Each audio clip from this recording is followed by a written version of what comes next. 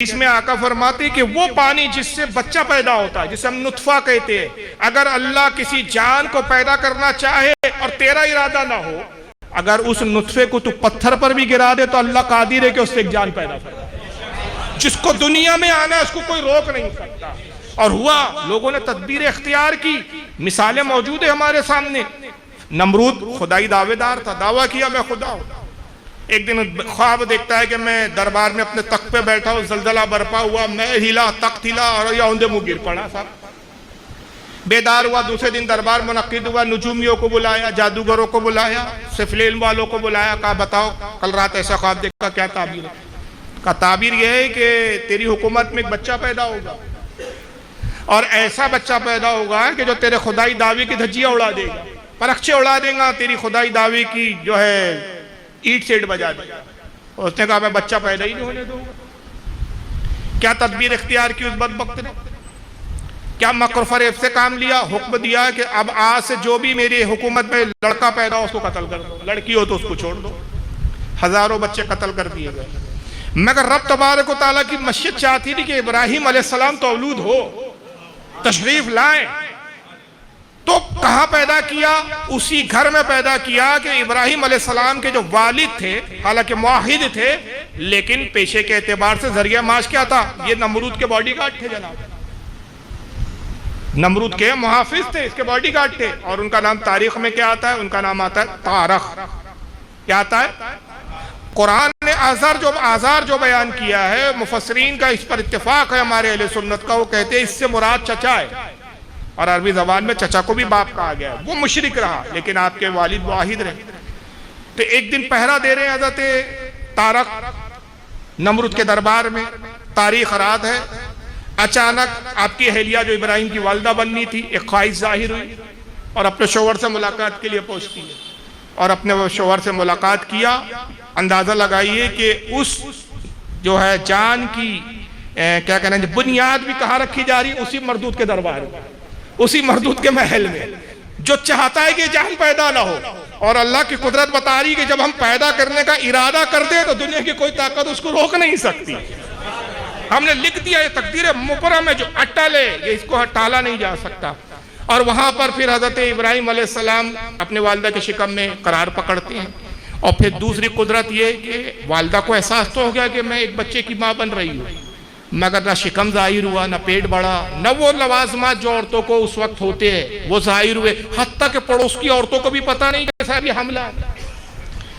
آپ نے صرف اپنے شوہر پہ ظاہر کیا تارک پر کہ میں ایک بچے کی ماں بن رہی ہوں، مجھے معلوم ہوتا ہے کہ میرے شکم میں ایک جان پل رہی ہے۔ انہوں نے کہا کسی سے ظاہر نہ کرنا، میرا خیال ہے کہ یہ وہی بچہ ہے جو نمرود کے خدائی دعوے کی دھجیاں اڑانے والا ہے، ظاہر مت کرنا۔ اگر یہ وہ بچہ نہ ہوتا تو تیرا حمل بھی ظاہر ہوتا۔ اس حمل کو اس طرح پوشیدہ قدرت کی طرف سے رکھا جانا اس بات کی دلیل ہے کہ یہ وہی بچہ ہے۔ چنانچہ بہرحال آپ اپنی والدہ کے شکم میں پروان چڑھتے رہے، اور جب ولادت کا وقت آیا تو تارک اپنی بیوی کو ایک جنگل میں لے جاتے ہیں، کھو میں لے جاتے ہیں، اور وہاں ایک پہاڑ کے اندر آپ کی جو ہے پیدائش ہوتی ہے، آپ تولد ہوتے ہیں۔ اور پھر قدرت الہی دیکھیے، اب والدہ نے دیکھا کہ اگر بچے کو لے کر گھر آتی ہوں، آج نہیں تو کل تو پتہ چل جائے گا۔ بچہ روتے ہیں صاحب، دودھ کے لیے آوازیں لگاتے ہیں، بچوں کے کچھ لوازمات ہوتے ہیں، کوئی ملنے ملانے والا آ گیا، بچے کو دیکھ لیا تو نمرود تک تو خبر چلے جائے گی۔ آخر بچے کی حفاظت کیسے کرے؟ تو اللہ تعالیٰ نے ان کے ذہن میں یہ ڈالا کہ اس کا محافظ پروردگار عالم ہے، جس نے اتنی حفاظت کے ساتھ اس بچے کو پیدا کیا، تولود کیا، وہ اس کی حفاظت کرنا بھی جانتا ہے۔ تو اے والدہ ابراہیم، تو اس بات کی فکر نہ کر کہ اس بچے کی حفاظت کیسی ہوگی، اس کو اسی گفا میں چھوڑ دے، اور صرف اس کو تو دودھ پلا اور چلے جا، اس کی حفاظت کا ذمہ ہمارا ہے۔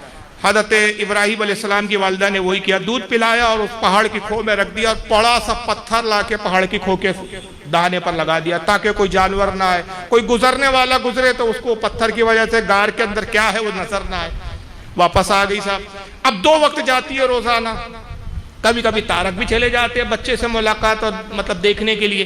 2 وقت جاتی ہے، ایک فجر کے پہلے، فجر کے وقت جب سورج طلوع ہونے کا ہے، رات کی تاریخ ہے، جاتی ہے دودھ پلاتی ہے۔ ایک مغرب کے بعد جاتی ہے جب سورج غروب ہو جاتا ہے، تاکہ کوئی دیکھے نہیں. اندھیرے میں جاتی ہے, 2 وقت ابراہیم علیہ السلام دودھ پیتے ہیں, اور ایک بچہ جو 2 وقت دودھ پیتا ہو اور اللہ چاہتا ہے کہ جان پروان چڑھے, پرورش کرے, تو کیسی پرورش کی اللہ تعالیٰ نے؟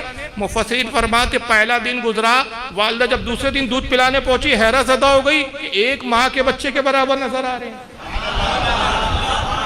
دوسرے دن پہنچے دودھ پلانے تو 2 ماہ کے بچے کے برابر آپ کی جسامت نظر آ رہی ہے. تیسرے دن پہنچے تو 3 ماہ, 12واں دن آیا تو 12 دن میں آپ 1 سال کے بچے کی طرح نظر آ رہے ہیں. حیران ہو گئی کہ یہ بچہ کس تیزی سے پروان چڑھ رہا ہے. وجہ کیا تھی کہ جب جلدی سے باہر آئے تو جسامت کے اعتبار سے اتنے عمر والے بچے نظر آئے کہ نمرود جانے ہی نہیں سمجھے نہیں کہ وہی بچہ ہے, یہ تو بہت پہلے پیدا ہوا, میرے خواب سے پہلے پیدا ہونے والا بچہ ہے.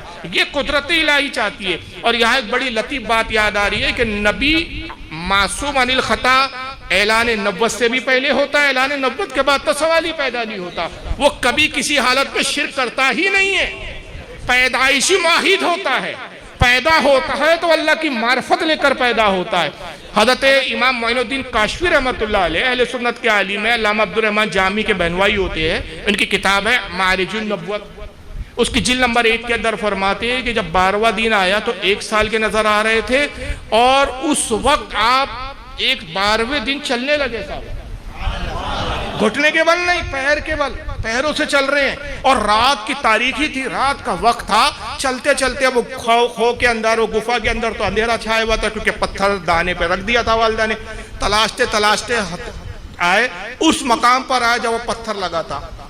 تو دیکھیے 12ویں دن ذہن بھی کتنا تیز ہوتا ہے نبی کا, دانش کتنی تیز ہوتی ہے, جان لیا کہ یہی راستہ ہے اس کھو سے باہر نکلنے کا. قوت لگائی, اس پتھر کو انڈیلا اور باہر تشریف لے آئے. 12 دن میں قوت و طاقت کا یہ عالم کہ جس کو ڈھکیلنے کے لیے ایک جوان جسامت چاہیے, 12ویں دن کا بچہ اس پتھر کو ڈھکیلتا ہے. باہر آئے تو چاند پہ نظر پڑی. اب یہ واقعہ تو قرآن نے بھی ذکر کیا یہاں سے. یہ ابتدا میں جو ہے تھوڑا تفسیری طور پر امام معین الدین کاشفی نے بیان کیا, حضرت علامہ معین الدین کاشفی الوائس نے کہتے جب باہر آئے تو چاند پہ نظر پڑی تو کہا ھذا ربی, کیا یہ میرا رب ہے؟ نہیں, یہ اقرار نہیں ہے, یہ انکار ہے, یہ استفہامیہ جملہ ہے. کیا یہ میرا رب ہے؟ انکار ہے. انکار کیسے؟ جیسے مثال کے طور پر اس کو میں یوں سمجھاؤں, ھذا ربی. اب دیکھیے لب و لہجہ یہیں پہ بدعقیدہ ٹھوکر کھا جاتے ہیں. اگر لہجے کو پکڑا جائے تو مفہوم بدل جایا کرتا ہے. لہجے پہ پورے مافی ضمیر کا دار و مدار ہوتا ہے. دیکھیے اب یہ کیسا میں کہوں ھذا ربی, یہ میرا رب ہے, یہ میرا رب ہے, تو یہ اقرار ہو گیا. اور ھذا رب, یہ میرا رب ہے, یہ لہجہ بدلا تو انکار پیدا ہو گیا. اس کو استفہامیہ کہتے ہیں, جملہ ہے استفہامیہ. اب اس میں کیسا ہوتا ہے اس کو میں یوں سمجھاؤں کہ ایک جلسہ آپ نے رکھا اور حضرت علامہ نے کہا کہ بھائی بہت بڑے خطیب کو بلا رہے ہیں, بہت زبردست تقریر کرتے ہیں, بہت تعریف کی, دن بھر تعریف کرتے رہے. خطیب صاحب آئے تو پھسکی, آپ کو تقریر سمجھ میں ہی نہیں آئی تو آپ نے کہا ارے یہ خطیب ہے, مطلب یہ آپ انکار کر رہے ہیں, یہ خطیب ہے, ان کو لایا تھا, یہ عالم ہے, یعنی یہ عالم بھی ایسے ہوتے. تو ھذا ربی, کیا یہ میرا رب ہے؟ مطلب یہ میرا رب ہو نہیں سکتا. لوگ اسے پوچھتے ہیں, حیرانی ہے, تعجب ہے کہ اسے کیسے پوچھتے. اور جب چاند ڈوبا, سورج طلوع ہوا تھا, آپ نے فرمایا کیا یہ میرا رب ہے؟ یہ تو اس سے بڑا ہے, ھذا اکبر, یہ اس سے بڑا ہے. جب وہ بھی ڈوبا تھا آپ نے فرمایا میں ڈوبنے والی شے کو پسند نہیں کرتا, میرا رب اور خالق وہ ہے جو انہیں نکالتا اور انہیں غروب کرتا ہے, جس نے انہیں پیدا کیا وہ میرا رب. اور اس کے بعد حضرت معین الدین کاشفی فرماتے ہیں کہ صاحب ان کی والدہ پھر رات میں آئی صاحب دودھ پلانے کے لیے, تو آپ نے کہا السلام علیکم یا امی, ہے میری ماں پر سلام ہو. ماں حیران زدہ ہو گئی, بیٹا تم کلام کر رہے ہو؟ کہا یہ میرے رب کا فضل ہے, میں اس کے فضل سے کلام کر رہا ہوں. کہا کس رب کی بات کر رہے ہو؟ کہا وہ رب جو میرا اور تمہارا خالق ہے. دیکھیے ماں کو درس توحید بھی دے رہے ہیں. تو والدہ کہتی ہے کہ حیرانی ہے اور تعجب ہے, تمام تعریف اس رب کے لیے کہ جس نے تجھے کلام کرنا سکھایا. کہتی ہے امی جان میں ایک سوال کروں آپ سے. کہا بیٹا پوچھو. کہا کہ آپ کا رب کون؟ اب دیکھیں جہالت کا دور ہے, رب کس کو کہا جا رہا ہے اس پورے زمانے میں؟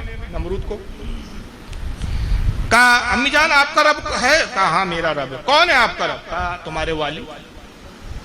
کہا وہ کیسے رب ہے؟ رب بابا نے پالنے والے, پرورش کرنے والا. کہا وہی تو میری پرورش کرتے, وہی کھلاتے, وہی پلاتے, وہی پہناتے, اگر وہ نہ ہوتے تو پھر میرا حال کیا ہوتا؟ تو لہٰذا وہ میرے رب ہے. اچھا امی جان یہ بتائیں ابا کا بھی کوئی رب ہے؟ ہاں تمہارے والد کا بھی رب ہے. کون ہے؟ کہا نمرود. وہی مال دیتا ہے, وہ رزق عطا کرتا ہے, وہی ہمارے کھانے پینے کا انتظام کرتا ہے. وہ نہ ہوتا تو ہم بھوکے مر جاتے. کہا اچھا نمرود کا بھی کوئی رب ہے؟ کہا نہیں, نمرود کا کوئی رب نہیں. نمرود تو خود ربوں کا رب ہے, وہ کسی کا رب ہے. کہا اچھا امی دوسرے سوال یہ ہے, آپ خوبصورت ہے کہ میں خوبصورت ہوں؟ کہا بیٹا تم مجھ سے زیادہ حسین و خوبصورت ہو. اچھا امی آپ زیادہ حسین ہے کہ والد زیادہ حسین ہے؟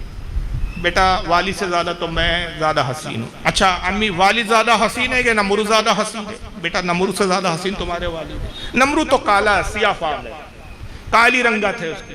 کہا یہ کیسا رب ہے جس نے مجھے حسین بنایا, آپ کو حسین بنایا اور خود بشکل رہ گئے؟ یہ رب نہیں ہو سکتا. کہا پھر بیٹا کون رب ہے؟ کہا رب وہ ہے جس نے نمرود کو بھی پیدا کیا, جو نمرود کا بھی خالق ہے. ایمان لے آئی. تو یہ حضرت ابراہیم کی مثال ہے, موسیٰ علیہ السلام کی مثال ہے کہ اس زمانے میں فرعون نے چاہا کہ نہیں پیدا ہو, لیکن حضرت